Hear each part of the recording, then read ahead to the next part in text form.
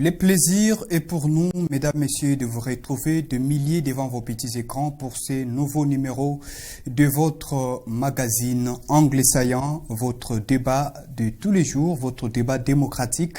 Et donc, nous avons le plaisir de recevoir pour vous 3 invités aujourd'hui. Donc, ce week-end, nous recevons pour vous 3 invités. J'ai tout d'abord à ma gauche, plutôt à ma droite, Maître Léonard Nsenga. Il est avocat au barreau du Congo central, mais dans les cas d'espèce, nous les recevons sur ces plateaux comme cadre du parti politique Alliance pour le changement de l'honorable Jean-Marc Kabound à Kabound. Maître, merci de répondre à notre invitation. Oui, merci pour votre invitation. Merci beaucoup, Maître. Et à côté de lui, c'est aussi un avocat, Maître Simon Lusonso, mais comme je l'ai dit, nous les recevons en sa casquette d'analyste politique et non avocat en ce début de week-end. Maître, une fois de plus, merci de nous rejoindre dans cette émission. Merci, M. Roger. C'est à moi également de vous remercier pour l'invitation que vous avez à ma personne. Merci beaucoup. Et en face d'eux, j'ai M. Daniel Ndimbungu. Il est également analyste politique. M. Daniel, salut et merci d'être avec nous. Merci beaucoup pour l'invitation. Alors, vous venez donc de découvrir la composition de ces plateaux. De quoi est-ce que nous allons aborder, de quoi est-ce que nous allons parler ce début de week-end, bien ce week-end.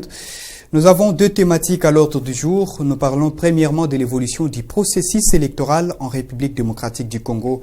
Vous le savez qu'actuellement nous sommes à moins de 6 mois des élections générales prévues au mois de décembre de l'année en cours, donc 2023. Et donc nous sommes également à un jour, donc à quelques heures d'ailleurs nous allons dire, de la clôture des bureaux de réception et de traitement des candidatures pour la députation nationale. Nous allons aborder tout ce qui se passe, tout ce qui va autour de l'évolution du processus électoral pour les prochaines élections en République démocratique du Congo, et c'est là à tous les niveaux. Et en dehors de cela, il y a également une très grande thématique qui défraie la chronique, qui est donc à la une, que ce soit même sur l'actualité internationale. C'est l'assassinat de l'honorable Chéribin Okende, ancien ministre honoraire du Transport et Voies de Communication et porte-parole du parti politique Ensemble pour la République de Moïse Katumbi. Vous conviendrez avec moi que nous avions lancé également l'invitation au parti Ensemble qui devrait être représenté par un de ses communicateurs ou ses cadres. Malheureusement, l'invitation n'a pas été honorée. Donc, c'est comme ça que nous allons aborder cette thématique sans pourtant avoir un candidat ou un membre du parti Ensemble pour la République. Nous allons commencer avec Monsieur Daniel Ndimbungu à ma gauche. Nous commençons avec vous, avec l'actualité concernant le processus électoral en République démocratique du Congo. Nous sommes à quelques heures de la clôture du bureau de réception et de traitement des candidatures. Quelle analyse faites-vous par rapport au déroulement ou à l'évolution des opérations? Merci beaucoup pour la question. Michel, je n'irai pas parler d'eau de la cuillère. Moi, j'argumente ici comme un libre penseur, je ne suis pas partisan. Et donc, j'observe en toute objectivité. J'ai bel et bien l'impression qu'au niveau de la centrale électorale, il y a une sorte de forcing. Il y a une sorte de forcing parce qu'on voit bien, d'après les recoupements que nous faisons ici et là, il y a une sorte d'impréparation. Première chose. Deuxième chose, c'est que l'on se rend finalement compte que il aurait fallu certainement qu'on puisse réviser le calendrier électoral. Nous ne devons pas fétichiser les dates. Je crois que par le passé, nous avons eu, plus d'une fois d'ailleurs, à postposer les élections, à réviser le calendrier électoral. Ça ne sert à rien d'organiser des élections qui vont par après générer des violences, des crises post-électorales. Nous ne perdons rien, bien au contraire, nous gagnerons si et seulement si la centrale électorale et l'établissement politique s'accordent à postposer les élections dans le seul but d'organiser des bonnes élections. il ne suffit pas d'organiser des élections, mais nous avons besoin de bonnes élections. Ce qui s'est passé en 2006, comme en 2011, même en 2018, c'est quoi? Il y a toujours des contestations. Et on a toujours déploré des victimes, morts d'hommes. Et donc, moi, je ne serais pas heureux en tant que patriote, en tant que républicain, que demain, au lendemain de la publication des résultats, qu'il y ait encore des contestations parce que il y a un camp qui aurait estimé que les élections ne se seront pas déroulées dans les meilleures conditions. Et donc, le plaidoyer que moi je formule. Alors, avant de formuler ce plaidoyer, oui, la population qui vous suit a besoin de savoir le forcing dont vous faites allusion ou cette sorte d'impréparation se situe à quel niveau du côté de la CENI? Mais, M. Michel, rien que déjà au niveau de la... Roger Missam. Je vous en prie, permettez-moi de... Pardonnez-moi ce lapsus. Donc, déjà au niveau de l'enrôlement, disons-le clairement, ne nous voyons pas la face, il y a eu des ratés. L'enrôlement ne s'est pas fait dans les meilleures conditions. Mais qu'à cela ne tienne, de mon point de vue, rien n'est encore perdu, rien n'est tard. Les élections de 2018, vous le savez, qui devaient initialement se dérouler en 2016, si je me trompe. Mais il y a eu un report. Pourquoi? Parce que justement, on ne voulait plus qu'il y ait de contestation. Un président de la République qui est élu a besoin d'avoir de la légitimité, laquelle légitimité ne doit pas faire l'objet d'un questionnement ou d'une contestation. Or, dans le contexte actuel, je suis tenté de croire que si nous allons à cette allure-là, et nous tenons à tout prix, mordicus, à organiser les élections en décembre 2023, je crains fort qu'à la publication des résultats, comme toujours, il y ait des contestations cette fois-là. Parce que je suis en train d'observer l'engouement qu'il y a. C'est tout le monde qui veut devenir député. Et puis, avec le contexte actuel, la polarisation entre l'opposition et les camps du pouvoir, il y a une tension qui est perceptible. Et donc, moi, je me dis, la population... Voilà, alors pour les plaidoyers, nous reviendrons vers vous. Je vous en prie. Prenez votre temps. Merci beaucoup, Maître Simon Lusanso. Vous êtes également analyste politique. De votre côté, quelle analyse faites-vous par rapport au déroulement ou par rapport à l'évolution du processus électoral? Moi, je pense que le train des élections est déjà en marche. Aujourd'hui, la CENI a mis en œuvre, n'est-ce pas, ce processus, en commençant par tout ce qui a été fait, mettre en place les bureaux de la CENI. Aujourd'hui, je crois, les choses évoluent. Mais il y a à noter ce qu'il faut noter de la part de la CENI.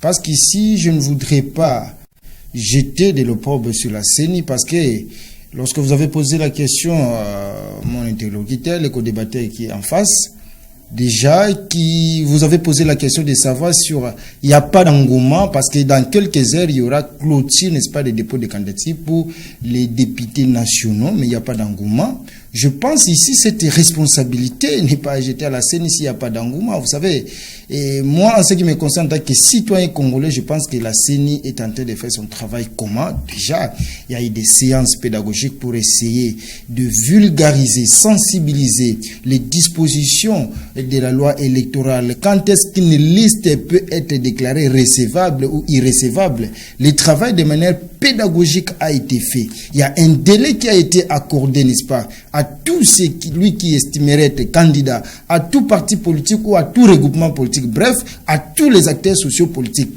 Il y a un calendrier qui a été présenté. Déjà, il était question, là, en ce qui concerne les dépôts de candidatures, la date, ça avait été déjà fixée, c'est à partir du 15, si je ne me trompe pas, du 15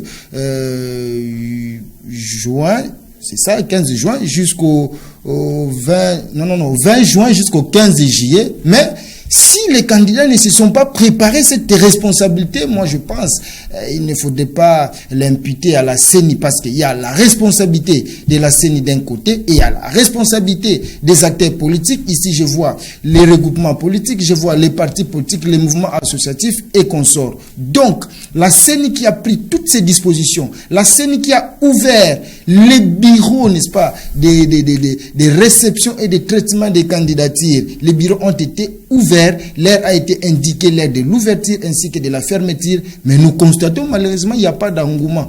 Aujourd'hui, la question, c'est de savoir si à l'impréparation, ce n'est pas au niveau de la CENI. Moi, je dirais c'est au niveau des états-majors de chaque parti. Parce qu'aujourd'hui, moi, j'ai fait un constat, j'ai essayé de décisionner dans certains QG de certains partis politiques, où c'est aujourd'hui qu'ils retirent les formulaires pour qu'ils puissent se remplir. Il y a certains candidats, certains suppléants, dont les dossiers ne sont pas encore en ordre. Il y a certains documents, jusqu'à ce jour, les documents ne sont pas encore disponibles. Cette question, il ne revient pas à la CENI de pouvoir délivrer, par exemple, une attestation de naissance à un candidat, ou sinon les diplômes pour permettre au candidat que son dossier soit, n'est-ce pas, déclaré recevable, parce que le dossier doit être complet.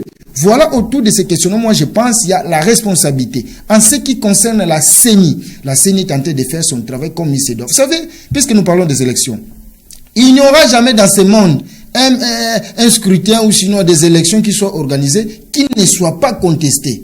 Même dans des pays de vieille démocratie, moi je pense les élections ont toujours été contestées. Il n'y aura jamais, alors jamais des élections parfaites. Mais je suis en train de soutenir, je suis en train de souhaiter que nous puissions connaître de très bonnes des élections.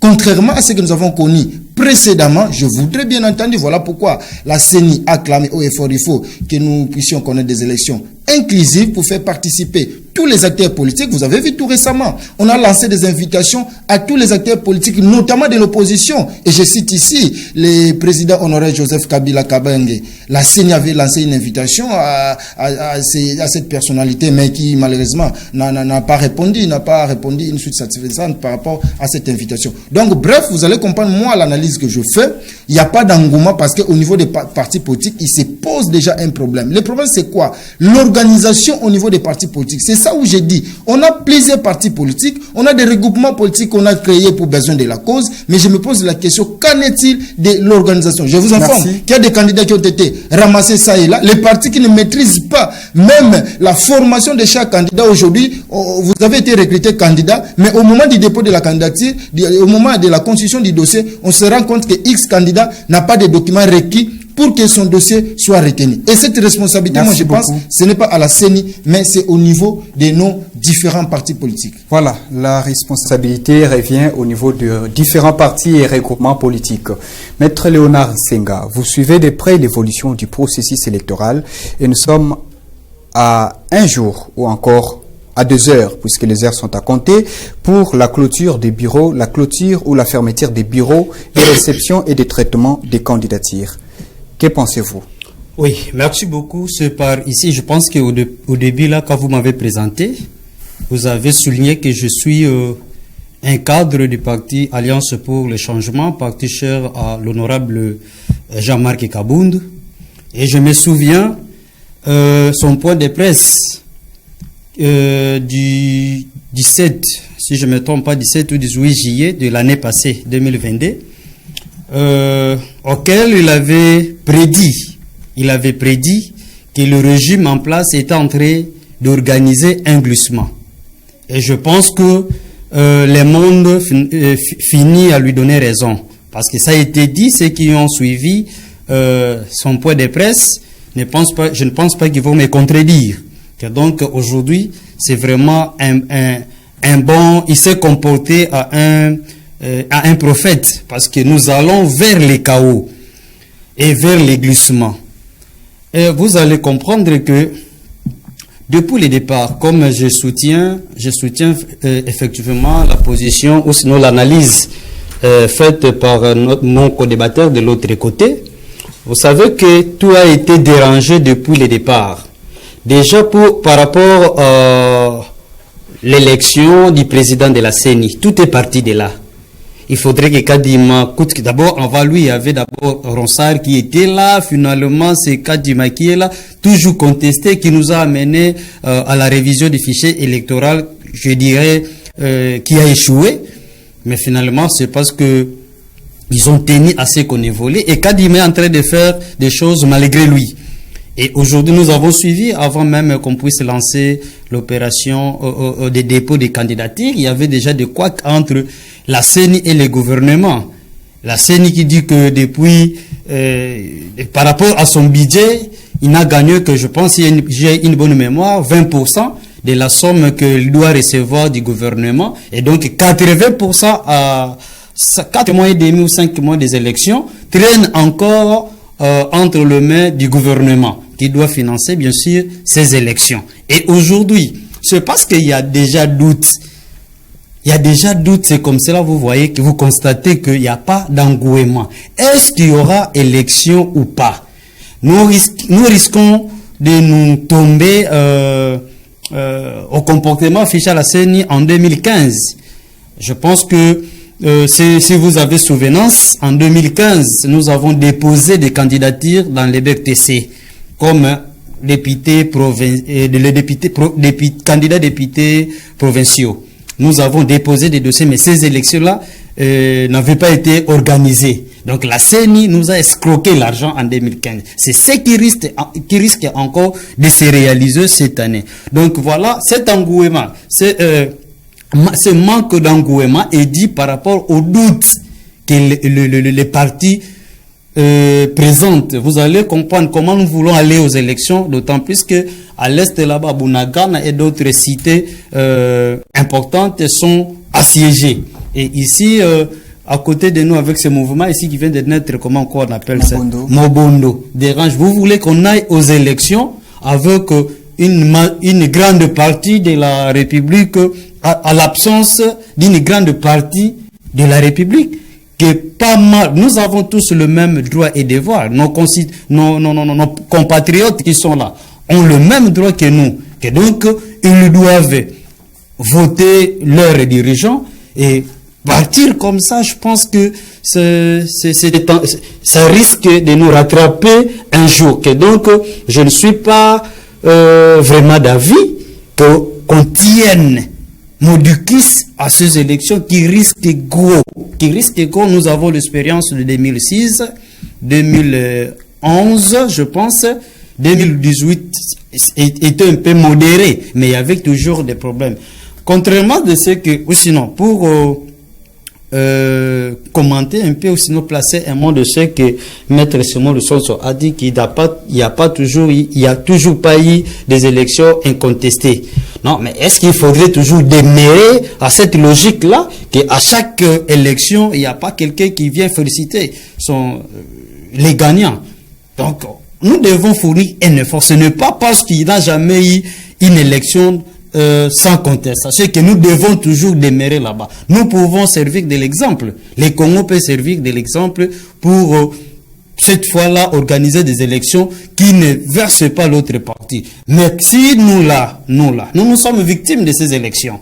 Nous sommes victimes, je pense que vous êtes au courant. Vous êtes victimes. Nous sommes victimes. L'Alliance pour les changements est victime de ces élections. Comment? C'est parce que nous avons déposé en bonne et due forme notre dossier devant le ministère de l'Intérieur. Récit, et on nous a même demandé, jeu de preuves, on nous a même demandé de pouvoir payer dans les comptes du trésor public une somme allant de $10,000 que nous avons versé parce que il y avait rien à reprocher. Oui, il y avait rien à reprocher à notre parti. Et nous fonctionnons comme normal. Mais malheureusement, parce que je ne sais pas, parce que nous faisons peur au régime de la place, nous étions surpris de ne pas voir notre candidat.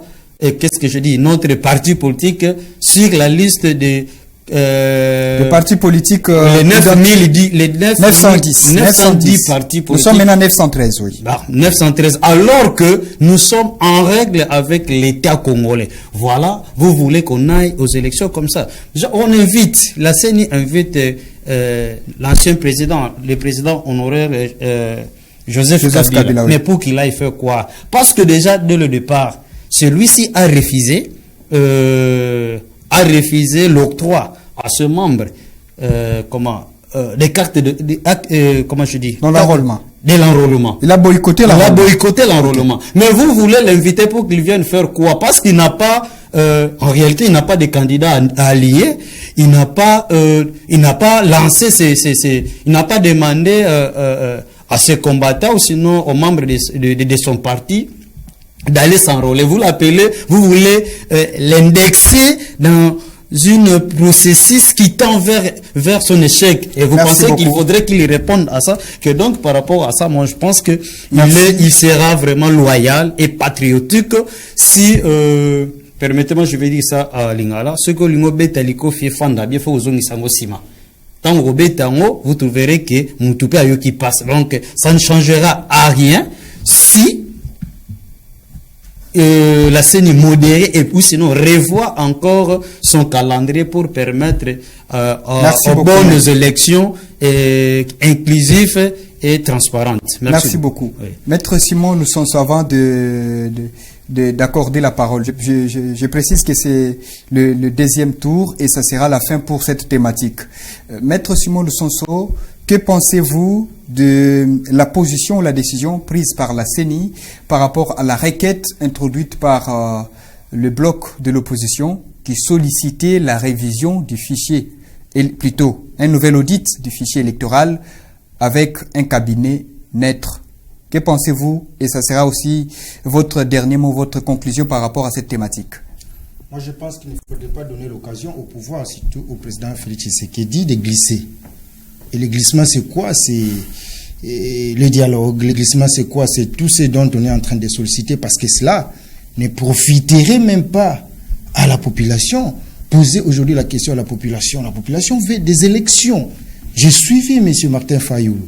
Non seulement l'audit du fichier électoral, mais il vous parle de la recomposition de la Cour constitutionnelle, mais également de l'équipe dirigeante de la CENI. Je l'ai suivi. Aujourd'hui, s'il faut prendre en compte toutes ces préoccupations, je pense qu'aujourd'hui, il faut oublier les élections dans un plus bref délai. Cela profiterait à qui? Donc, ils sont d'avis, en quelque sorte, ils sont en train de pousser indirectement au chef de l'État de pouvoir glisser. Parce que dès le départ, vous avez suivi pendant le processus. Je vous cite un exemple lors de l'examen de la loi électorale ainsi que la loi sur la répartition des sièges. Vous avez vu, n'est-ce pas, les députés de l'opposition, comment est-ce qu'ils avaient claqué la porte au niveau de l'Assemblée? Ils n'ont pas pris part alors que nous sommes en démocratie. Ils ont claqué la porte.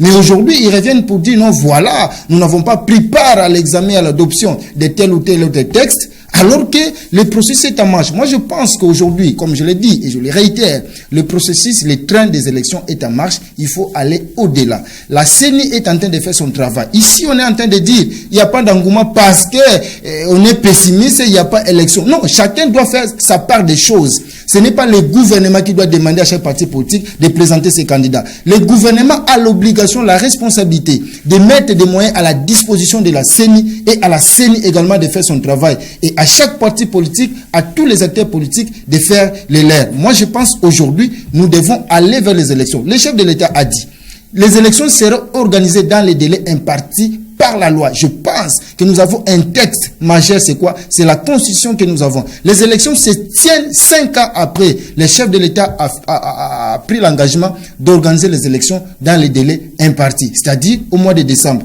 Moi, je pense que si aujourd'hui, il y a certaines personnalités qui estimeraient que les élections soient renvoyées à sine die, moi, je pense que cela donnerait d'ailleurs l'avantage au chef de l'État de pouvoir encore glisser une année ou 2 ans, ce qui n'est pas avantageux pour la population. Donc moi, je tiens, il faut qu'on organise les élections. Ce n'est pas encore tard. Et lorsque je dis les élections ont toujours été contestées, je suis en train de dire et affirmer qu'il n'y aura jamais des élections parfaites. Vous comprenez? C'est là où je dis, nos frères, nos amis qui sont là, nous sommes tous Congolais. Venez par rapport à là où nous sommes pour que nous puissions aller de l'avant, aller vers des élections. Mais ce qu'il faut faire par rapport à ce qui reste, c'est cela. Mais s'il faut un rétro-pédalage, moi je pense que cela ne permettra pas à ce que le pays puisse aller de l'avant parce que nous devons aller de manière déterminée vers des élections. Merci beaucoup. Monsieur Daniel Ntimpunku, votre réaction est clôturée par votre plaidoyer que nous avions retardé. La centrale électorale porte une lourde responsabilité. J'ai entendu l'un des co-débatteurs dire ici qu'il faut dédouaner la CENI. Non, la CENI porte une responsabilité à la fois politique et morale. Parce que, je rappelle que la centrale électorale, c'est une institution d'appui à la démocratie. Et, comme d'ailleurs le mot le dit bien, elle est réputée indépendante. Ça signifie quoi? Ça signifie que si au niveau de la CENI, le bureau de la CENI observe qu'au regard des indicateurs actuels, il serait plus efficient de postposer les élections, ça veut dire qu'on révise le calendrier électoral, tout simplement parce que nous voulons qu'à la publication des résultats, cette fois-là, il n'y ait pas de contestation. La CENI aura pleinement le droit et la raison de le faire. Parce qu'elle ne reçoit pas des ordres, elle est libre et indépendante. Or, j'ai entendu qu'il n'y a pas d'élection parfaite. Non. Au Libéria, il y a eu des élections. Au Ghana, comme au Sénégal, il y a eu des élections qui n'ont jamais été contestées. Donc, pour ne citer que cela, je ne cite pas les pays d'Europe. Donc, nous pouvons aussi parfaire notre système électoral. Ça, c'est mon opinion. Je dis par exemple, moi je dis ici, je parle comme un libre penseur et un analyste. J'ai toujours estimé, par exemple, qu'il faut qu'on rétablisse le second tour pour les élections présidentielles. J'ai toujours aussi estimé, par exemple, qu'il faut réviser la loi électorale parce qu'on ne peut pas comprendre. On introduit une incise limitative pour les mandats des chefs de l'État, mais le député peut se présenter 1000 fois ou 1001 fois. C'est totalement aberrant. Et donc, je me dis, ça ne sera pas bénéfique pour le pays de tenir mordicus à organiser les élections au mois de décembre 2023, parce que tout simplement, il y a une date. C'est ce que j'ai dit, qu'il ne sert à rien de fétichiser les dates. Par le passé, à plus de 2 reprises, nous avons eu déjà, je crois, 3 cycles électoraux, on a eu à modifier, on a eu à retoucher, à réviser, dans le seul but d'avoir des élections. Encore faudra-t-il que toutes les garanties soient données aux uns et aux autres, parce qu'il y a des partis. Vous avez parlé de la requête de l'un des opposants. Moi, je ne suis pas favorable au stade actuel qu'on peut se retoucher le bureau de la CENI ou la Cour constitutionnelle. Non, ça c'est un non-sens. C'est une aberration grave. Donc, je crois que c'est un autre jeu qu'il veut jouer. Je suis cependant d'accord que tous les acteurs qui doivent se présenter aux élections se mettent d'accord autour d'un consensus sur les règles du jeu. Là, je suis parfaitement d'accord parce que ça ne sert à rien que demain après-demain, il y ait des manifestations, des crises post-électorales qui peuvent nous conduire à l'enlisement et à des conséquences peut-être que nous ne pouvons pas calculer maintenant. Merci beaucoup. Merci beaucoup.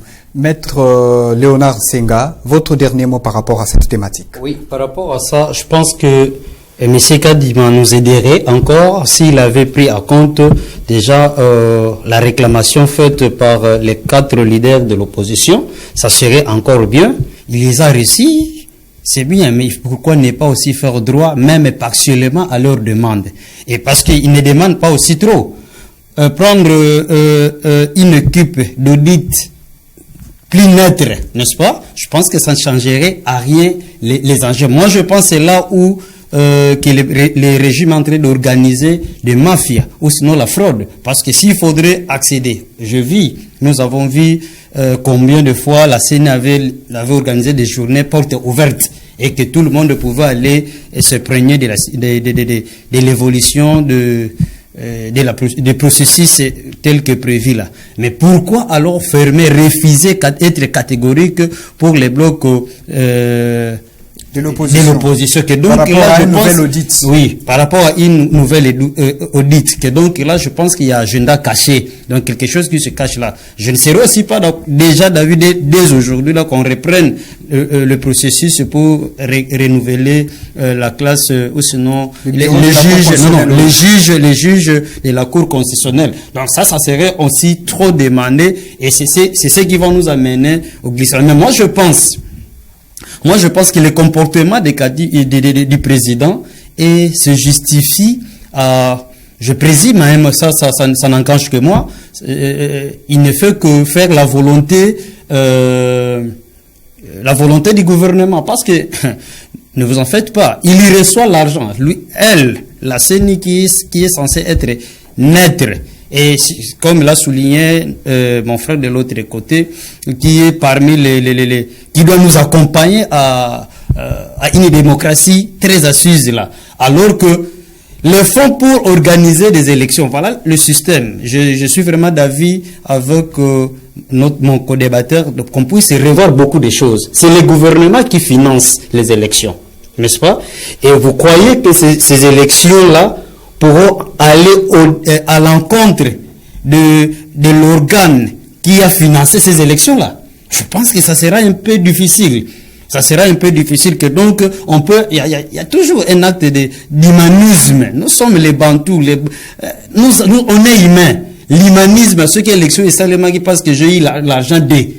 Il a aussi cette tendance que donc à la longue on peut voir comment ressourcer la CENI pour que ne dépende pas financièrement du gouvernement. Mais maintenant là voilà comment elle est apparemment bloquée parce que à 4 ou 5 mois des élections, elle n'a pas encore reçu au moins ne fût-ce que 50% de fonds destinés aux élections. Et donc par rapport à ça, il faudrait qu'on voie un peu plus loin pour que les pires ne puissent pas se répéter au Congo. Nous avons tellement perdu des gens. Et alors que, voilà, vous permettez, je vais chuter par là. En tout cas, rapidement, oui. Je vais chuter par là. Mon frère, si nous allons aujourd'hui aux élections, les Congos risqueraient d'être balkanisés. Et croyez-moi, parce que nous aurons un coin où il n'y aura pas de représentants du peuple élus. Et à cela, vous verrez que ils vont se comporter. Puis, Bunagana, dans l'institut que l'administration est déjà entre les mains des autres, et finalement, ça va demeurer comme ça. Et moi, je pense, pour organiser des bonnes élections, voyez comment récupérer d'abord ce parti-là, imposer la paix, et vous verrez que nous pouvons mettre d'accord à tous les opposants pour qu'on évolue. Nous devons changer de thématique. 30 secondes. 30 secondes, oui. J'ai rebondi juste pour rencontrer. 30 secondes. Maître, vous préparez aussi 30 secondes pour ne pas créer l'injustice. 30 secondes, oui. Je rencontre mon co-débatteur quand il dit qu'il faut absolument organiser l'audit du fichier électoral. Non, je crois que, là, encore une fois, là, c'est un non-sens. C'est un non-sens. Pourquoi? Parce que la CENI elle-même, vous l'avez dit vous-même, elle a formulé un certain nombre de contraintes. Il y a des contraintes financières. Vous avez dit, la CENI est financée par le gouvernement et d'autres partenaires financiers internationaux. Mais bon, là, je n'ai pas beaucoup de chiffres avec précision. Mais ce qui est vrai, que le budget actuel de la CENI, vous savez, recruter un cabinet d'audit pour justement implémenter l'audit du fichier électoral, ça va encore nous coûter sérieusement. Ce serait une facture sale, et donc on ne peut pas soutenir cette approche-là. Moi, je comprends les soucis des opposants, c'est légitime, c'est de leur droit.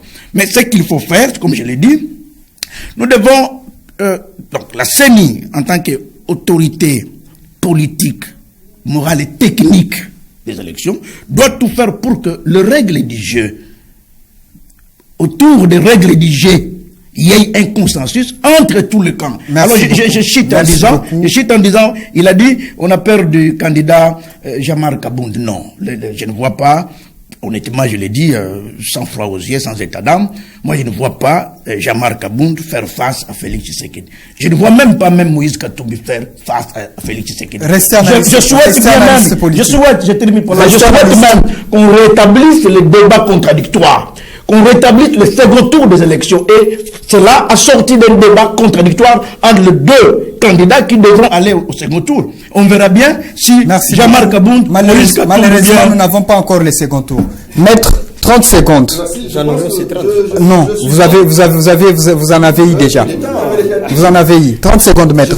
Réagissant au propos de maître Léonard Senga qui dit, non, voilà, M. Kadimanta, qui est président de la CENI, ne fait que la volonté du gouvernement. Mais je dirais, partiellement tout à fait, la volonté du gouvernement, c'est quoi? C'est l'organisation des élections. Et donc, si M. Kadima, si le gouvernement met des moyens à la disposition de M. Kadima, c'est-à-dire à la CENI, M. Kadima a la responsabilité de pouvoir organiser les élections. C'est là aussi la volonté du gouvernement. Donc moi je vois mal, à moins que mon frère Léonard Senga nous disait encore, nous voilà, cette volonté qui serait peut-être malicieuse. Mais moi, je pense que la volonté du gouvernement, c'est l'organisation des élections. Et pour citer, je pense qu'il n'est pas encore tard, c'est question de concilier tous les acteurs politiques pour que nous ayons des élections inclusives. C'est ce qui est en train d'être fait par la CENI en lançant des invitations à tous les acteurs politiques. Alors, mesdames, messieurs, vous comprenez que le débat est houlé. Nous changeons rapidement de thématique. La nation tout entière est endeuillée. Et depuis ce mercredi 13 juillet 2023, avec l'assassinat, ou soit par l'assassinat de l'ancien ministre des Transports et Voies de Communication. Là, c'est Chéribin Okende, porte-parole du parti Ensemble pour la République de Moïse Katumbi, qui a été assassiné. Son corps a été retrouvé criblé de balles dans sa Jeep à Kinshasa, capitale de notre pays. Maître Simon Lusonso, nous commençons une fois de plus avec vous. Quelle analyse faites-vous par rapport à cet assassinat? Vous avez 2 minutes. Merci. Je commence par présenter mes condoléances les plus attestées à la famille biologique de l'illustre disparu, mais également à sa famille politique Ensemble pour la République. Et donc moi, c'est avec beaucoup de consternation lorsque j'ai appris cette nouvelle, le décès, l'assassinat du ministre honoraire Chéribin Okende. J'ai été vraiment tiqué parce que je me dis aujourd'hui, sinon l'insécurité bat son plein et c'est un fléau aujourd'hui qui gangrène la société congolaise. Et donc, il faut prendre la situation à bras le corps pour lutter contre ces phénomènes, n'est-ce pas, kidnapping que nous connaissons aujourd'hui, l'enlèvement et qu'on sort le phénomène Kuluna. Voilà, aujourd'hui, ce sont des personnalités, des hautes personnalités qui sont abattues et à bout portant, parfois à la longueur de la journée. Moi, je condamne, en tant que Congolais, je condamne fermement cet acte ignoble. Mais, je vous dis aussi, lancer un appel pour que les auteurs de cet acte soient punis conformément à la loi. Parce que nous avons aussi constaté la léthargie dans l'instruction des dossiers pareils. Un dossier peut être ouvert au niveau de la justice, mais quelle sera la suite? Nous ne voulons pas avoir un dossier fantaisiste alors qu'il y a quelqu'un qui vient d'être assassiné, une perte énorme, non seulement pour sa famille biologique, mais pour tous les pays. Et donc, nous sommes contre ces actes d'assassinat. Je pense qu'il est temps pour que la justice aussi fasse son travail, mais qui est une enquête sérieuse, une enquête impartiale pour dénicher les auteurs et même les commanditaires parce que ce monsieur a été assassiné. Pour des raisons inavouées que moi je ne peux évoquer ici. Inavouées, je ne sais pas. Qu'est-ce qu'il voulait de ces messieurs? Qu'est-ce qu'il gardait comme potentialité? Peut-être je ne sais pas c'est que politique ou quoi. Je n'en sais rien. Mais je condamne, en tant que Congolais, je condamne cet acte ignoble. Merci beaucoup, Monsieur Daniel.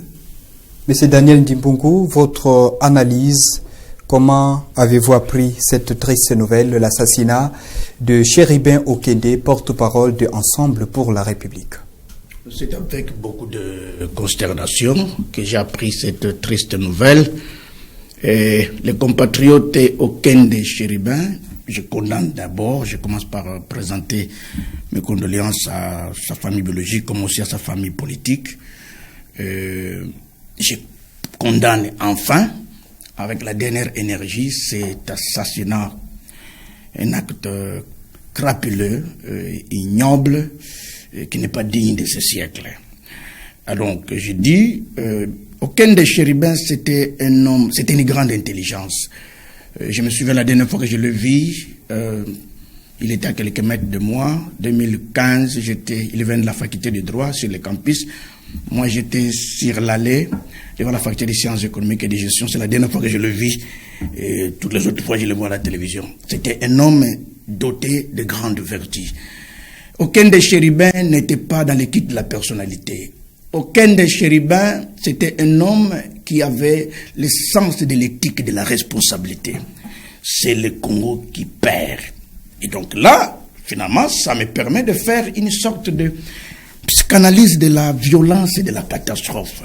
Ça vient révéler, encore une fois, ce qui se passe là, le caractère décadent de nos institutions et même de notre société.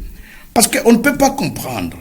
Je me réserve de chevaucher dans des hypothèses pour essayer de savoir d'où viendrait, qui serait le commanditaire. Bon, il y a une enquête. La justice va faire son travail.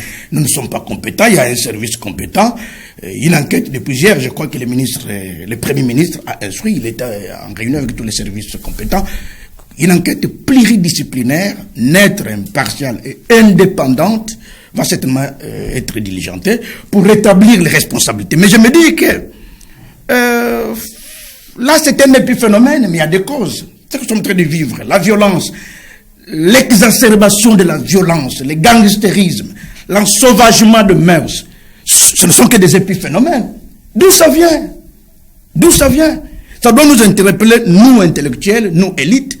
Et donc je note depuis près de 20 ans que notre société est en train de connaître ce qu'on appelle, il y a un auteur, un grand penseur, un grand philosophe français, Michel Onfray, qui a publié récemment un ouvrage pertinent.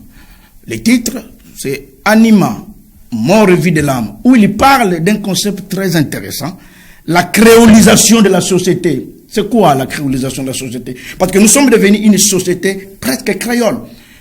C'est la conséquence de l'intégration des personnes que nous ne contrôlons pas, des étrangers. Même notre économie, disons-le. Nous sommes victimes d'une violence, même sur le plan économique. Nous ne contrôlons plus rien. Et donc, je pense qu'au regard de ces événements, les animateurs des institutions doivent changer d'approche. Ce n'est pas possible. Merci. On ne peut pas continuer comme ça. Merci beaucoup. Monsieur ou maître Léonard Nsenga, comment avez-vous accueilli ou appris cette nouvelle? Oui, merci beaucoup.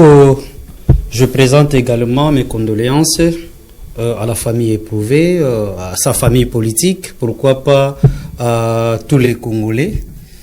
Vraiment, c'est comme vient de le dire mes co-débatteurs, c'est une tête qu'on vient de perdre là. C'est un monsieur vraiment digne de son nom, c'est un monsieur respectueux.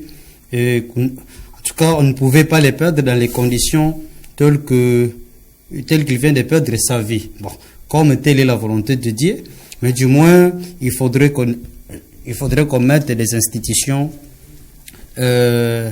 crédibles pour découvrir la vérité. Parce que vous savez, ça, nous venons d'enregistrer, ce n'est pas le premier cas. Ne minimisons aussi pas les cas d'autres paisibles citoyens qui sont kidnappés, qui sont tués jour et nuit, tout ça. Donc moi, je pense le recherche ou sinon l'enquête devrait commencer par là. Parce que pour qu'on arrive à ce niveau-là, donc ils ont maîtrisé déjà des forfaits. Ce sont toujours des forfaits parce que ce sont des vies humaines qui sont ôtées, mais ils ont commencé à un niveau un peu bas pour évoluer, aboutir, arriver jusqu'à ce niveau-là. Et donc, j'ai du mal à comprendre en pleine journée à Kinshasa, selon les informations, devant la Cour constitutionnelle, qu'on puisse enlever une personne. En tout cas, j'ai du mal à comprendre ça. Et cela prouve que finalement, on est infiltré, on est à l'insécurité jour et nuit. Donc, apparemment, nos institutions qui doivent veiller à notre sécurité ne sont là que pour autre chose que nous sécuriser, parce que en pleine journée comme ça, en pleine ville de Kinshasa, enlever une personne, vraiment, ça ne pouvait que choquer. Que donc, les responsabilités, on ne sait pas les donner au gouvernement ou sinon dans quel camp. Nous nous réservons d'abord, nous attendons une enquête sérieuse pour comprendre de quoi il s'agit finalement. Nous avons appris qu'il y a déjà un des policiers qui est aux arrêts, bon, que les enquêtes poursuivent et on verra ce que fera la suite. Mais nous ne voulons pas avoir un dossier du genre de Tchebeya qui a pris pratiquement des années jusque-là. On ne sait pas qui est le vrai commanditaire, qui est le vrai. Donc, nous, en tout cas, notre plaidoyer qu'on nous évite un truc comme ça, qu'on puisse vraiment évoluer, hâter un peu le pas. C'est vrai que là, il faudrait que des experts descendent, mais qu'ils les travaillent vraiment avec sérénité pour pour éviter le pire les jours à venir. Merci beaucoup. Alors, nous sommes à la fin de notre émission. Avant de nous quitter, 30 secondes à chacun.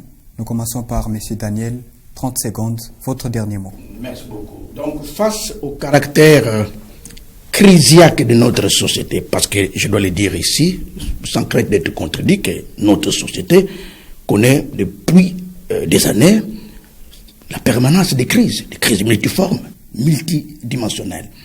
Et donc, les décideurs politiques doivent absolument réinventer une approche pour que finalement, nous ne puissions plus vivre ce genre de situation. Vous savez, c'est le combat qui peut apparaître plus ou moins idéaliste, mais je crois que nous, Congolais, nous devons aujourd'hui nous unir plus que jamais pour nous réapproprier le contrôle de notre destin commun.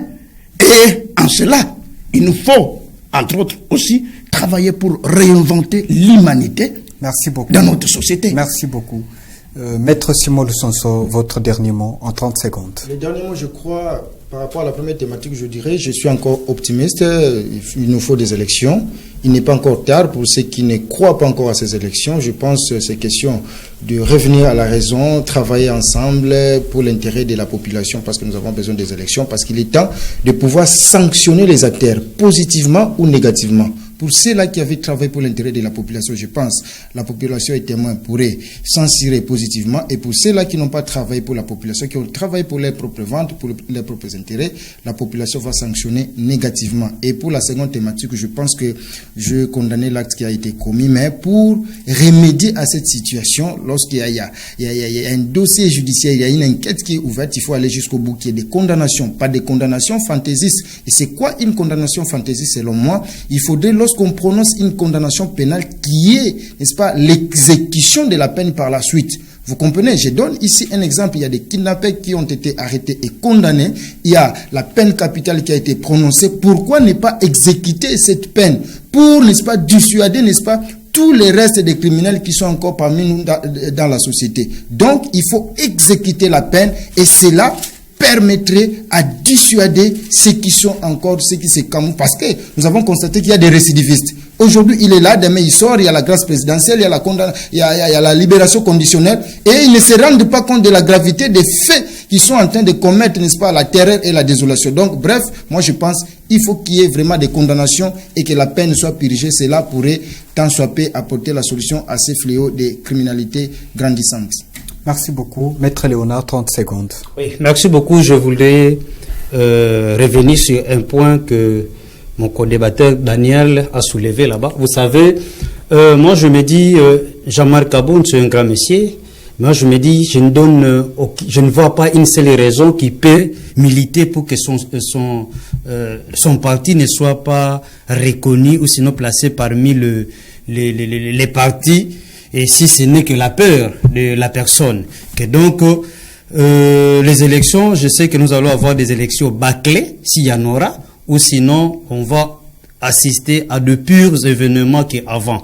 Et par rapport aux secondes thématiques, nous voulons vraiment des enquêtes sérieuses et que la vérité puisse triompher, parce que le Messie a laissé une famille, une veuve, donc il faudrait quand même, non seulement ça, mais les pays tout entiers lui plaire. Que donc, il faudrait quand même que ces gens-là qui vont devoir enquêter sur la question soient vraiment des humains, soient vraiment aient pitié de tous ceux qui se souviennent des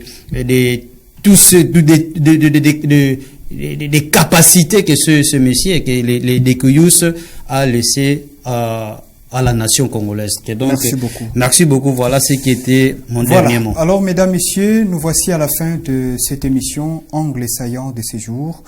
Merci à vous de l'avoir suivi. Nous avions bénéficié du concours. Vous avez suivi les interventions de Maître Léonard Zenga, cadre du parti politique Alliance pour le changement, et Maître Simon Lusonso, qui est intervenu comme analyste politique. Et en face d'eux, nous avons également réussi les concours de M. Daniel Ndimbungu. Merci aussi pour votre intervention, pour vos interventions. Et à cela, nous disons aussi merci à la grande équipe technique qui nous a accompagnés. Pour tous ceux qui nous suivent à la radio MBFM, c'est Roger Missabou qui était devant le microphone pour la présentation.